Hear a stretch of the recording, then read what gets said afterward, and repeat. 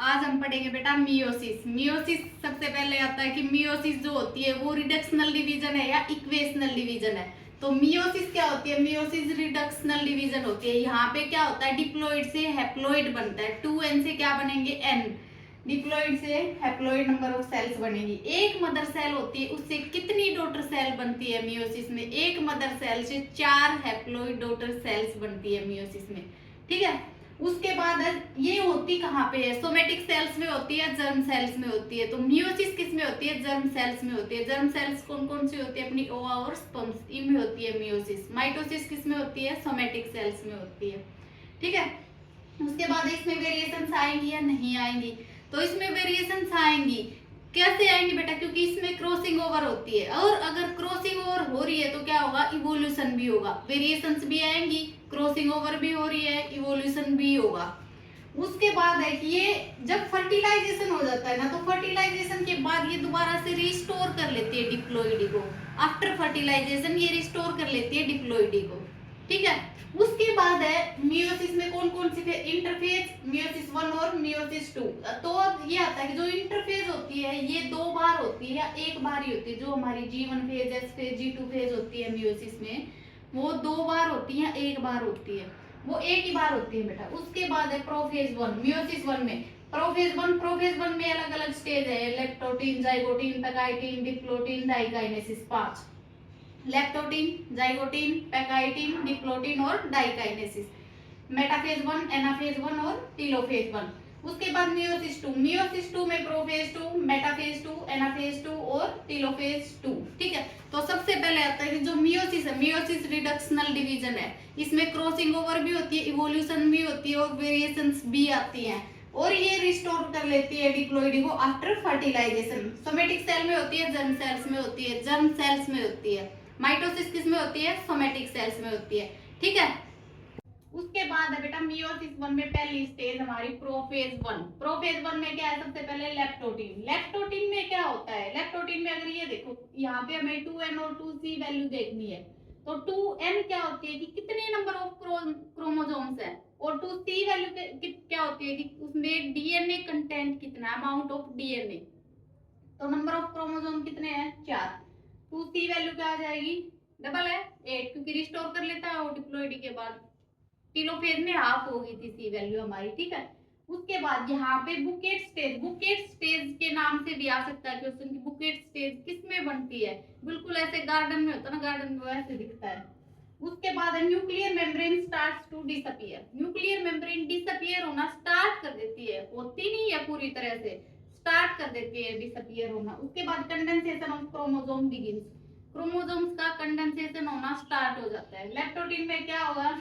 2n value, 2c value आ गई, number of chromosome कितने हैं और डीएनए कंटेंट कितना है, ये हो जाएगा। उसके बाद बुकेट स्टेज किसमें आती है? लेप्टोटीन में। Nuclear membrane starts to disappear. Disappear हो नहीं रही है न्यूक्लियर मेम्ब्रेन, और क्रोमोसोम्स की कंडेंसेशन भी स्टार्ट हो जाती है इसमें। ठीक है। उसके बाद है बेटा जाइगोटीन। जाइगोटीन में क्या होता है? जो क्रोमोसोम्स होते हैं ना हमारे, वो ऐसे टच करते हैं, एक दूसरे को टच करते हैं बस। तो उसमें क्या होते हैं? सिनेप्टोनिमल कॉम्प्लेक्स बनता है। किसमें बनता है सिनेप्टोनिमल कॉम्प्लेक्स? जाइगोटीन में। अगर 2c वैल्यू और 2n वैल्यू देखें इसमें हम, तो क्या होगी? 2n value, number of chromosomes कितने हैं? 4। डीएनए कंटेंट अगर उसमें देखें तो 1 2 3 4 5 6 7 8 8। तो 2c वैल्यू कितनी हो जाएगी? 8। तो उसके बाद है कि सिनेप्सिस किस में होती है? सिनेप्टोनिमल कॉम्प्लेक्स किस में बनता है? तो किस में बनता है? जाइगोटीन में। कैसे बनता है? क्योंकि यहाँ पे जो ये है ना, ये एक दूसरे को ऐसे टच करेंगे बस। उसके बाद नंबर ऑफ बाइवेलेंट। बाइवेलेंट क्या होता है? पेयर्ड क्रोमोसोम्स होते हैं। तो नंबर ऑफ बाइवेलेंट कितने हैं इसमें? 2। ठीक है। तो जाइगोटीन में अगर यह है कि स्नेप्टोनिमल कॉम्प्लेक्स किस में बनता है? जाइगोटीन में बनता है। उसके बाद नंबर ऑफ बाइवेलेंट। बाइवेलेंट कैसे निकालते हैं? तो बाइवेलेंट जितने भी पेयर्ड क्रोमोसोम्स होते हैं हमारे होमोलोगस है, तो वो क्या होगी? बाइवेलेंट। ठीक है। उसके बाद है बेटा पैकाइटिन। पैकाइटिन में क्या होता है? पैकाइटिन में क्रॉसिंग ओवर हो जाती है। पैकाइटिन में क्या होता है? क्रॉसिंग ओवर हो जाती है। ये देखो, इसमें टेट्राड्स विजिबल होते हैं, बाइवेलेंट नहीं होते हैं, इसमें टेट्राड्स विजिबल होते हैं। क्रॉसिंग ओवर जो होती है वो नॉन सिस्टर क्रोमेटिड्स के बीच में होती है, सिस्टर क्रोमेटिड्स के बीच में होती है। तो जो क्रॉसिंग ओवर हो रही है वो किसके बीच हो रही है? नॉन सिस्टर क्रोमेटिड्स के बीच में। क्रॉसिंग ओवर को कराने के लिए एक एंजाइम चाहिए होता है जिसका नाम है रिकॉम्बिनेज। कौन सा एंजाइम होता है बेटा? Recombinase. 2C value 2N value 2N value हो जाएगी 4 number of chromosome 4, 2C value क्या हो जाएगी 8। ठीक है। पैकाइटिन में क्या होता है? देखो पैकाइटिन में क्या हो रहा है? क्रॉसिंग ओवर हो रही है। क्रॉसिंग ओवर हो रही है किस किस के बीच हो रही है? नॉन सिस्टर क्रोमैटिड्स में हो रही है, सिस्टर क्रोमैटिड्स में हो रही है। तो जो क्रॉसिंग ओवर हो रही है वो नॉन सिस्टर क्रोमैटिड्स में हो रही है, non sister chromatids of homologous chromosome. उसको कराने के लिए कौन सा एंजाइम चाहिए होता है? Recombinase enzyme. ठीक है। उसके बाद है बेटा डिप्लोटिन। डिप्लोटिन में क्या होता है? डिप्लोटिन में एक दूसरे के साथ चेंज कर लेते हैं वो। ये देखो, ये इसके साथ चेंज कर लेता है, ये इसके साथ चेंज कर लेते हैं वो एक दूसरे के साथ। तो इसमें क्या होता है? Chase Meta. चेज मेटा अगर ये है कौन सी स्टेज में होता है? डिप्लोटिन में, एक्स सेप्ड बोलते हैं उसको। और जो सिनेप्टोनिमल कॉम्प्लेक्स जो हमारा बना था वो उसका डिसोल्यूशन हो जाता है इसमें। डिप्लोटिन स्टेज में क्या होता है? देखो, एक दूसरे के साथ ये चेंज कर लेते हैं, ये इसकी है, ये इसकी है। तो इसमें क्या होता है? Chase Meta, x सेप्ड। उसके बाद है डिसोल्यूशन ऑफ सिनेप्टोनिमल कॉम्प्लेक्स। जो सिनेप्टोनिमल कॉम्प्लेक्स हमारा बना था उसका क्या हो जाएगा यहाँ पे? डिसोल्यूशन। उसके बाद है डाइकाइनेसिस। डाइकाइनेसिस में क्या होता है? सबसे पहले तो जो मेम्ब्रेन होती है वो कंप्लीटली डिसअपीयर हो जाती है डाइकाइनेसिस में। और जो क्रोमोसोम होते हैं, क्रोमोसोम फुली कंडेंस हो जाते हैं।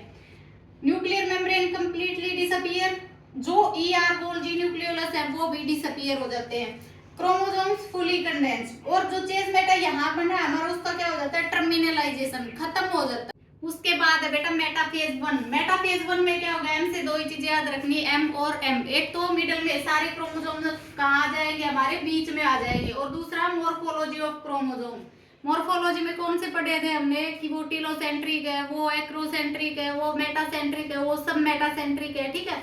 तो मेटासेंट्रिक में क्या याद रखना है? मेटासेंट्रिक में क्या होंगे? जो भी क्रोमोसोम्स होंगे हमारे सारे वो कहाँ आ जाएंगे? बीच में आ जाएंगे, इक्वेटोरियल प्लेट के ऊपर। और दूसरा मॉर्फोलॉजी ऑफ क्रोमोसोम की क्रोमोसोम कैसा है। ठीक है। उसके बाद है एनाफेज 1। एनाफेज 1 में क्या होगा? ये देखो, एनाफेज 1 में क्या होगा? No splitting of centromere. कोई स्प्लिटिंग नहीं हो रही है सेंट्रोमियर की। Segregation of homologous chromosome occur. Segregation हो रहा है, अलग अलग हो गई। तो इसमें अगर 2C वैल्यू और 2N वैल्यू देखेंगे, 2N वैल्यू क्या होगी यहाँ पे? 2। तो 2C वैल्यू कितनी होगी? 4। यहाँ पे अगर देखें तो 2N वैल्यू 2, 2C वैल्यू 4। यहाँ से बेटा रिडक्शनल डिवीजन स्टार्ट हो जाता है। रिडक्शनल डिवीजन स्टार्ट हो जाता है यहाँ से एनाफेज 1 से। ठीक है। उसके बाद है बेटा टीलोफेज 1। टीलोफेज 1 में क्या होता है? देखो, टीलोफेज 1 में अगर हम 2N वैल्यू और 2C वैल्यू देखें, number of chromosome 2, 2C value क्या हो जाएगी? 4। इसमें भी 2N वैल्यू क्या हो जाएगी? 2, 2C वैल्यू क्या हो जाएगी? 4। फिर कराते हैं साइटोकाइनेसिस, सेल का डिवीजन। अगर साइटोकाइनेसिस कराएंगे तो यहाँ पे हमारे पास दो अलग अलग सेल्स बन जाएंगी। डायड बोल दे बेटा। डायड कहाँ पे बनता है? टीलोफेज 1 में दो हैप्लॉइड सेल्स बन जाएंगी अलग अलग। ठीक है। टीलोफेज में क्या होगा? जब हम साइटोकाइनेसिस कराएंगे तो दो अलग अलग सेल्स बन जाएंगी हमारे पास। डायड, दो हैप्लॉइड सेल्स बन जाएंगी टीलोफेज में। ठीक है। उसके बाद है बेटा मियोसिस 2। मियोसिस 2 में सबसे पहले आता है प्रोफेज 2। प्रोफेज 2 जो हमने माइटोसिस में पढ़ा था, ऐसे की ऐसे मियोसिस 2 में न्यूक्लियर मेम्ब्रेन डिसअपीयर हो जाएगी, ER गोल्जी न्यूक्लियोलस सब डिसअपीयर हो जाएंगे, क्रोमोसोम की कंडेंसेशन हो जाएगी। स्पिंडल फाइबर्स किसके थ्रू अटैच होते हैं? Through kinetochores. पोल सेंट्रियोल्स किसको फेस करेंगे? पोल्स को। ठीक है। ये हमने माइटोसिस में भी पढ़ा था प्रोफेज में। उसके बाद है मेटाफेज 2। मेटाफेज में तो क्या होगा? मेटाफेज में सारे के सारे जो क्रोमोसोम्स होते हैं हमारे कहाँ आ जाएंगे? इक्वेटोरियल प्लेट पे आ जाएंगे। और क्या बताएगा ये? Morphology of chromosomes. उसके बाद बेटा एनाफेज 2। एनाफेज में क्या हो जाएगा? Splitting of centromere. सेंट्रोमियर की स्प्लिटिंग हो जाएगी एनाफेज 2 में। और जो मोस्टली हमने जो माइटोसिस में पढ़ा है वो सेम है यहाँ पे मियोसिस 2 में। टीलोफेज 2 में क्या हो जाएगा? साइटोकाइनेसिस, सेल की डिवीजन हो जाएगी, एक सेल से दो सेल्स बन जाएंगे, अभी पढ़ा हमने टीलोफेज। ठीक है। उसके बाद बेटा 2N वैल्यू को और 2C वैल्यू को हम एक एग्जांपल से समझ लेते हैं। 2N वैल्यू और 2C वैल्यू ह्यूमन सेल का एग्जांपल ले लेते हैं। फॉर एग्जांपल जैसे स्पर्मेटोगोनिया है, स्पर्मेटोगोनिया में 2N है 46, 2C वैल्यू भी क्या होगी? 46। तो G1 फेज में क्या होगा? G1 फेज में क्या होगा? 2N 46 रहेगी, 2C भी 46 रहेगी, कोई चेंज नहीं होगा उसमें। क्यों? क्योंकि डीएनए का डुप्लीकेशन कहाँ पे होता है? हमारा एस फेज के अंदर। तो एस फेज में क्या होगा? 2N तो 46 ही रहेगा, नंबर ऑफ क्रोमोसोम सेम रहते हैं एस फेज में। और जो 2C होगी वो क्या हो जाएगी, डबल हो जाएगी, 92 हो जाएगी उसमें। फिर आता है G2 फेज। G2 फेज में भी बेटा सेम रहेगा, 2N 46 रहेगा और 2C 92 रहेगी। ठीक है, उसके बाद आती है M1 फेज। ये क्या होती है, रिडक्शनल होती है। रिडक्शनल इसमें क्या होगा, 2N है वो क्या हो जाएगी 43। मियोसिस में क्या होता है, रिडक्शनल डिवीजन होता है, तो जो 2N वैल्यू है वो क्या हो जाएगी 43 और 2C वैल्यू क्या हो जाएगी 46। मियोसिस 2 में क्या होगा, मियोसिस 2 में 2N वैल्यू 23 रहेगी और 2C वैल्यू क्या हो जाएगी बेटा, हाफ हो जाएगी। ठीक है, तो देखो G1 फेज में सेम रहेंगे, S फेज में डीएनए डबल हो जाएगा, G2 फेज में भी सेम रहेंगे। उसके बाद मियोसिस आएगी। मियोसिस 1 क्या होता है, रिडक्शनल डिवीजन होता है। रिडक्शनल डिवीजन होता है तो इसमें क्या हो जाएंगे, हाफ हो जाएंगे। मियोसिस 2 में क्या होता है, मियोसिस 2 में क्रोमोसोम नंबर सेम रहते हैं और जो डीएनए का कंटेंट है वो क्या हो जाएगा, हमारा हाफ हो जाएगा, तो जो 2C वैल्यू वो क्या आ जाएगी 23 आ जाएगी। एक टर्म रहेगी बेटा इंटरकाइनेसिस। इंटरकाइनेसिस क्या होता है, जब मियोसिस 1 कंप्लीट हो जाती है, मियोसिस 1 कंप्लीट होने के बाद जो वो टाइम लेती है कि उसको मियोसिस 2 में एंट्री करनी है या एंट्री नहीं करनी है, उसको बोलते हैं। बट बेटा दोनों के बीच में जो टाइम होता है उसको बोलते हैं इंटरकाइनेसिस। ठीक है, ये था हमारा cell cycle and cell division. Thank you.